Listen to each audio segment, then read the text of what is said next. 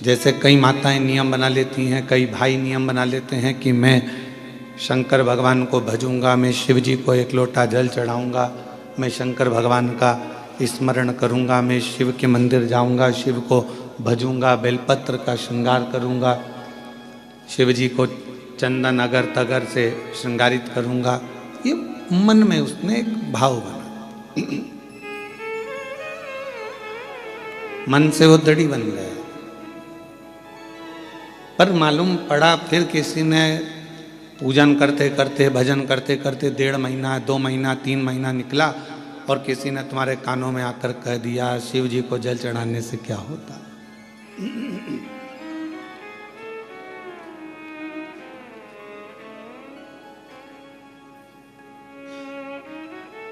आप तो गलत संगत में पड़े हुए हो, गलत विचारों में पड़े हुए हो, गलत संगत में पड़े हुए हो, गलत भाव में पड़े हुए हो, तो शिव कैसे रीझेंगे। फिर कोई आया, किसी ने आके फिर कह दिया, फिर आके किसी ने आकर कह दिया कि ये तुम गलत करे इसलिए परमात्मा का भजन ना करो। कानों में शब्द पढ़ते जाते हैं और मन भटकता जाता है।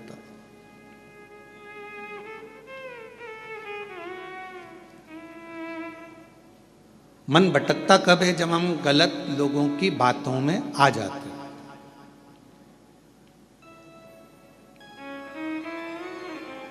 हम गलत विचारों में जब पढ़ने लगते हैं, गलत सोचने लगते हैं, गलत सुनने लगते हैं, गलत श्रवण करने लगते हैं, गलत सुनने लगते हैं, गलत लोगों की संगत में आकर, गलत लोगों के विचारों में आकर हम परमात्मा की शरणागति छोड़ देते हैं। भगवान का भजन, भगवान की भक्ति हम छोड़ देते। प्रभु मिलन में सुख है और प्रभु बिछड़न में दुख। जितना हम परमात्मा के करीब में जाते जाते हैं उतना उतना हमारे जीवन में लोग कहते हैं हम भगवान का इतना भजन करते हैं, हम इतना स्मरण करते हैं, हम इतनी पूजन करते हैं, हम इतनी आराधना करते हैं, हम इतना मंत्र जाप करते हैं, नाम जाप करते हैं, उसके बाद भी हमारी जिंदगी में दुख क्यों आता है?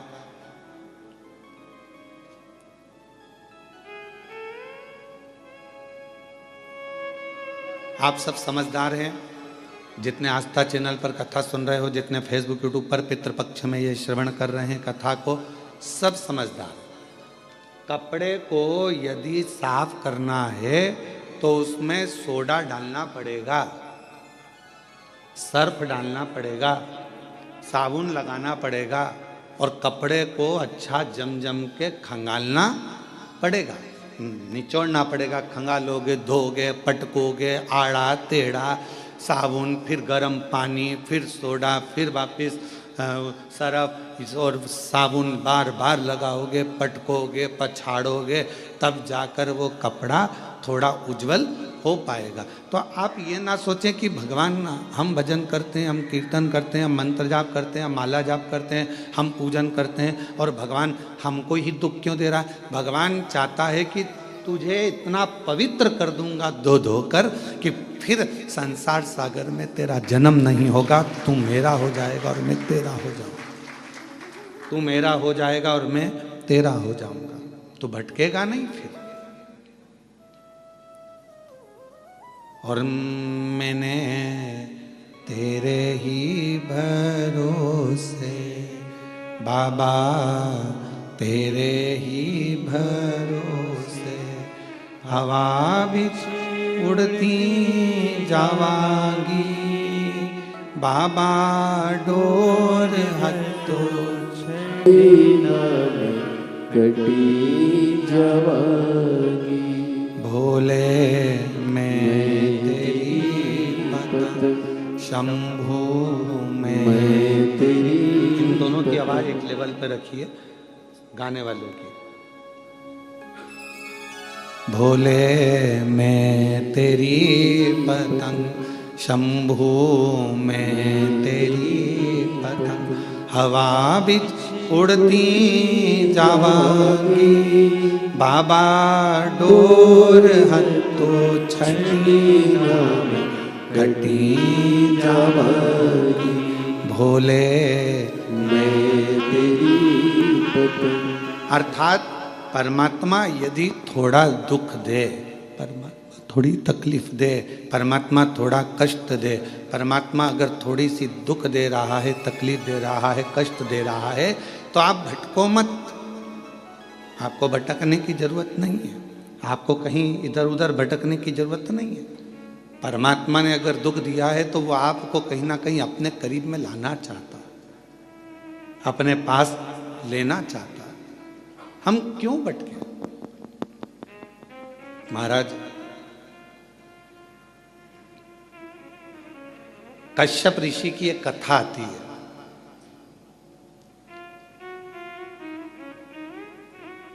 कि कश्यप बाबा, कश्यप ऋषि 12 ज्योतिर्लिंग का नित्य प्रति स्मरण करते थे।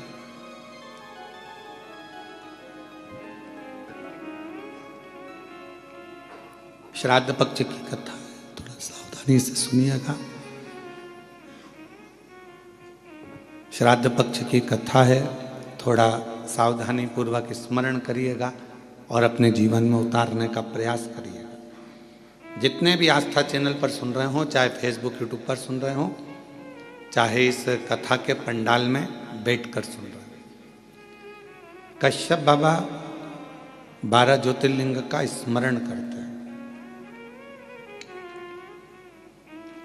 पर कभी उन्होंने अपनी जिंदगी में पार्थिव पूजन करा, हर बार 12 ज्योतिर्लिंग का स्मरण करा, पार्थिव पूजन करा, पर कभी उन्होंने 12वां ज्योतिर्लिंग नहीं बनाया। अर्थात 11 ज्योतिर्लिंग बनाते थे और 12 ज्योतिर्लिंग उसमें बनाते ही नहीं थे।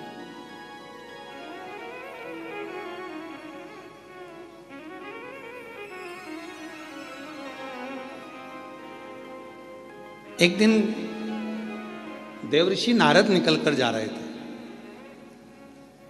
अब आप लोग अगर 12 ज्योतिर्लिंग का पूजन कर रहे हो तो आप लोग कितने ज्योतिर्लिंग बनाओगे? जम के बोलो जरा। 12 बनाओगे ना? पार्थिव पूजन कर रहे हो तो 12 ज्योतिर्लिंग का निर्माण करोगे। पर कश्यप ऋषि 11 ज्योतिर्लिंग का निर्माण करते थे और 12वां ज्योतिर्लिंग नहीं बनाते थे।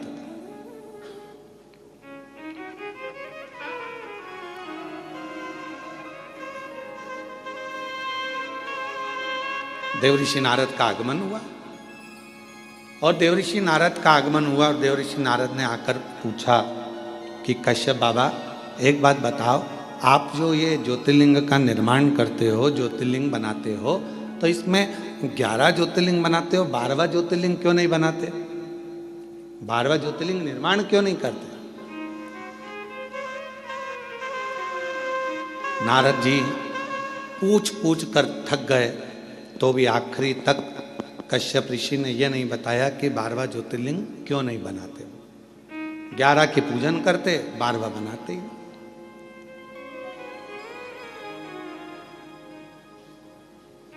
अब समय बीता,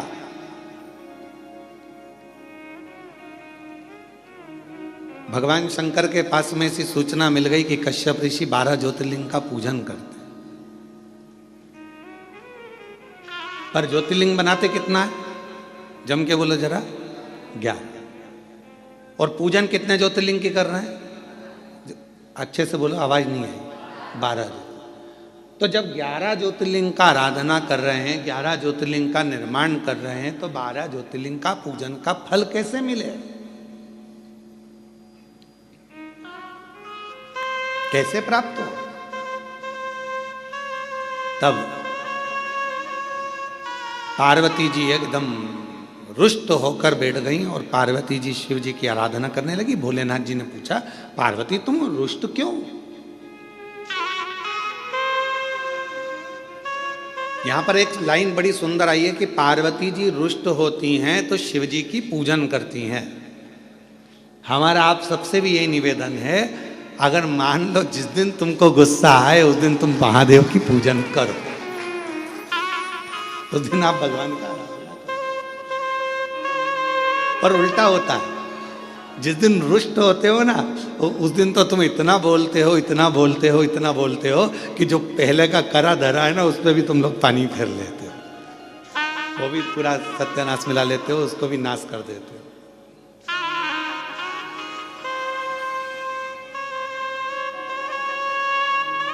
पार्वती जी अगर थोड़ी सी रुष्ट हुई हैं, और माँ पार्वती जी अगर रुष्ट हुई हैं, तो वो शिव जी की आराधना कर रही हैं, शंकर जी की आराधना कर रही हैं।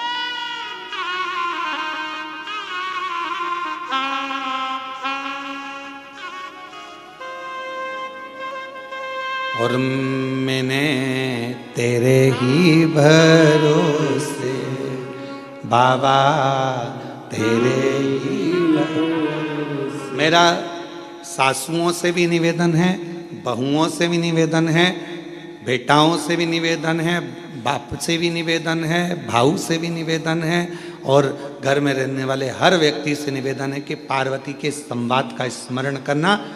जब क्रोध आए कुछ नहीं करना, मुख चुप करना, एक लोटा जल उठाना और ले जाके देव अधिदेव महादेव पर चढ़ाना प्रारंभ करना। थोड़ी देर बैठना, हाथ में माला पकड़ना, नहीं पकड़ो तो प्रेम से मोबाइल को किनारे रखना और हृदय पर हाथ रखकर श्री शिवाय नमस्तुभ्यं, श्री शिवाय नमस्तुभ्यं, श्री शिवाय नमस्तुभ्यं, श्री शिवाय नमस्तुभ्यं। हृदय से अपने मन से भगवान को पुकारना प्रारंभ करो, भाव से पुकारो उसको।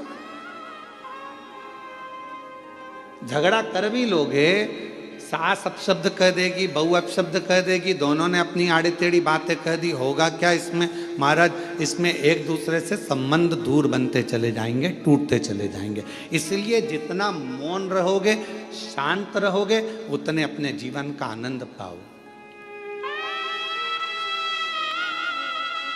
उतने अपने जीवन को प्रसन्नता के भाव में लेकर जाओ।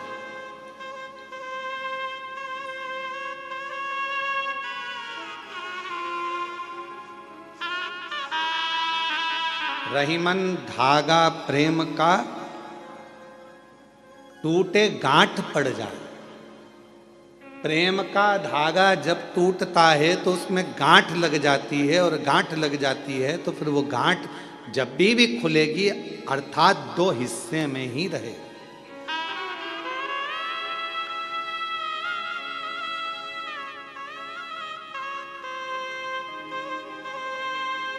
गन्ने का रस पिया है? जम के तो बोलो। महाराष्ट्र में गन्ना ही बोलते हैं, ईख बोलते हैं। ऊस? अच्छा अच्छा, वो मूस नहीं बोला। अब मराठी में उसको ऊस कहते हैं, तो जो हमारे उधर गन्ना कहते हैं, शुगर कहते हैं, है?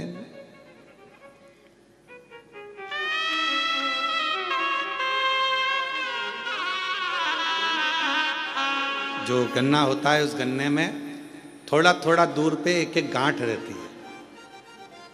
गन्ने के पूरे भाग में मिठास होता है, पर जहां गांठ होती है ना उसकी, उसमें मिठास नहीं होता, उसमें रस नहीं होता।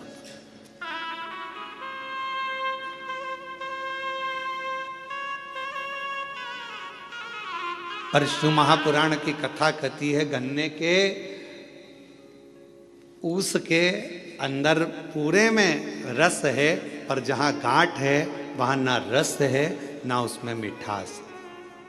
पर एक बात याद रखो, जब कोई गन्ने के रस में बहुत डूब जाता है ना, तो उसको गांठ में भी रस आना प्रारंभ हो जाता है, और उसमें भी उसको मिठासता नजर आना। और जितने आप बैठे और हम भी बैठे हैं, हमने भी बचपन में खूब गन्ना छिल छिल कर खाया, पर जो गठान का छिलका था उसको खाते थे, जब गन्ने के रस में इतने डूब जाते थे कि उस गांठ में भी रस आना चालू हो जाता है। और तुमने भी खाया होगा, ये पक्का। ऐसा हो नहीं सकता कि तुमने गांठ छीली हो और उसको मुंह में नहीं लिया, उसमें रस मिला। तो कहा यदि परिवार में एक दूसरे को मिलकर चलना है और उसमें अगर रस आ रहा है तो फिर एक निवेदन है, कभी विवाद की कभी द्वेष की अगर गांठ पड़ भी जाए तो उसको भुलाते हुए उस रस में डूबने का फिर प्रयास करना और उस गठान को, उस गांठ को एक साइड पटकने का प्रयास करना। एक साइड परमात्मा की भक्ति में डूबो, परमात्मा के भजन में डूबो, स्मरण में डूबो। पार्वती जी रुष्ट हो गई, भगवान शंकर की पूजन करने बैठ गए और कहते हैं जितनी रुष्टता में भगवान का भजन हो पाता है उतनी एकाग्रता जब रूठने के बाद, जब आप लड़ाई कर लेते हो एकदम, तुम देखना बहुत तेज सुनामी लहरें चली, बहुत तेज बारिश हुई, खूब तेज हवा चली, एकदम बवंडर मचा और उसके बाद जो शांति होती है, इतनी शांति कि लगता है अभी थोड़ी देर पहले तो हमने देखा था कितना बवंडर था, इतना विवाद था और अब एकदम शांति हो, एकदम शांति। इतना शांत कैसे हो सकता है? तो जब विवाद छिड़ जाए, बहुत क्लेश हो जाए, बहुत अशांति हो जाए घर में, मान लो किसी कारणवश अगर विवाद हो जाए, तो मेरा निवेदन है टूटना नहीं, एक दूसरे से अलग मत जाना, बल्कि साथ रहना। तुम उसको समझना, वो तुम्हें समझेगा और एक दूसरे से साझा बनाकर ये गन्ने के रस जैसा उसका आनंद लेते हुए आगे बढ़ते चले जाना, उसमें क्लेश ना हो। और मत बुरे कर्म कर बंदे वरना पछताएगा, भगवान की आंखों से तू बच नहीं पाएगा, तू बच नहीं पाएगा। अरे ओ अज्ञानी मत कर नादानी, अरे ओ अज्ञानी मत कर नादानी, तेरे कर्म का फल भी तू ही पाएगा, जैसा किया तूने तेरे आगे आएगा। मत बुरे कर्म कर बंदे वरना पछताएगा, भगवान की आंखों से तू बच नहीं पाएगा, तू बच नहीं पाएगा। आप कर्म करते चलो। आज का व्यक्ति कैसा है? तो कहा आज का व्यक्ति ये सोचता है कि मैं काम कम करूं और फल ज्यादा मिले।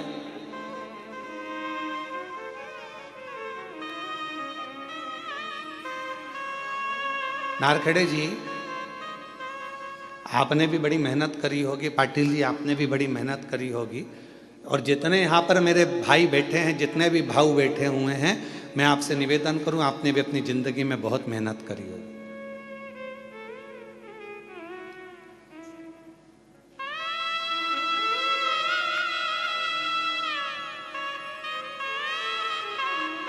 खूब मेहनत करी,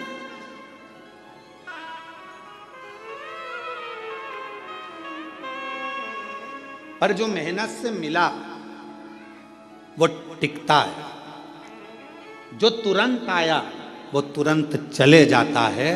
पर हमारी सफलता हमारी मेहनत पर निर्भर करती है। जब हम बहुत परिश्रम करते हैं, मेहनत करते हैं, तो हमारे घर में जो आता है वो हमको थोड़ा समय टिकता है, रुकता है। जो अचानक आया अचानक चले गया वो फिर टिकेगा नहीं।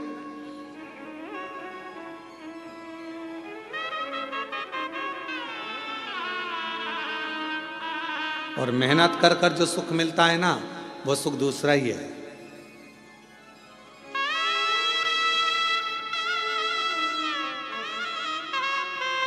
जब हम छोटे थे तो 2 रुपए की किराए की साइकिल मिलती थी, इतनी बड़ी छोटी सी। तुम्हारे यहाँ भी मिलती होगी, ऐसा नहीं है, और तुमने भी चलाई होगी। कई तो होंगे हमारी साथ वाले जिन्होंने चलाई होगी है। किराए की साइकिल मिलती थी, 2 रुपए की मिलती थी, पर वो 2 रुपए इकट्ठा करने में कम से कम 1 महीना लग जाता था।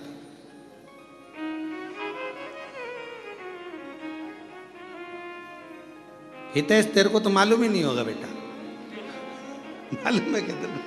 अच्छा ठीक है।